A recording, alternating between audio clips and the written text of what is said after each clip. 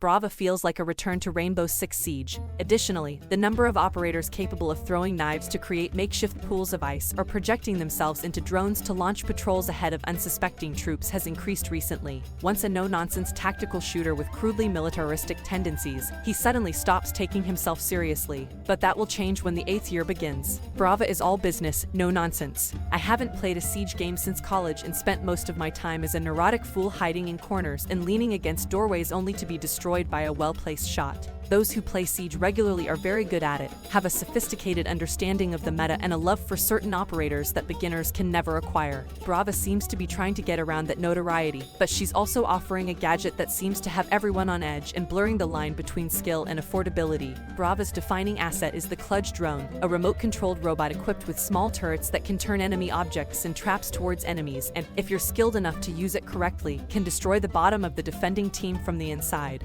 With their amazing speed and incredible durability, I could see a player with deep card memory tearing them up with expert precision. However, nerds like me struggled through a few games testing exactly what it does and how far the drone can really push. As it turns out, it can ruin the entire team's day, depending on their arsenal, door lasers, and floor traps to attack allies who resent them. More than once, I've turned away from a room containing an object to prevent me from escaping, and shields and traps threaten to kill me in seconds with no way to stop them. It's pretty strong at this point, and I'm not sure the audio and screen cues are effective enough against him. Operators who have to do something like that are currently either too limited or not regular enough in their rotations. As it turns out, when Ubisoft was desperate to introduce new players to the live streaming service, it introduced a new operator that could disable the protection. Brava also represents the ultimate power fantasy that young players want to live in, giving them the freedom to rule over an unknown cast of characters and all the power at their disposal. You can easily unlock Brava and include him in your casual playlist by learning certain skills by learning them instead of implementing them yourself.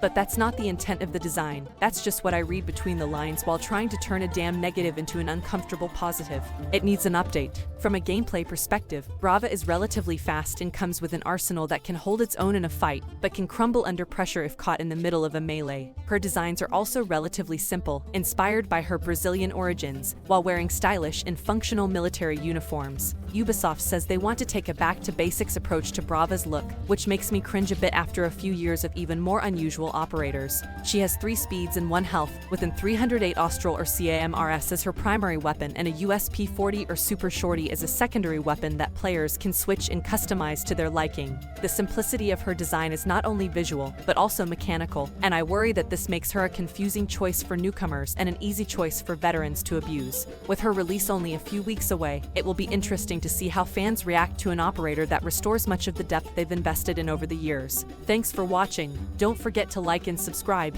and support my channel.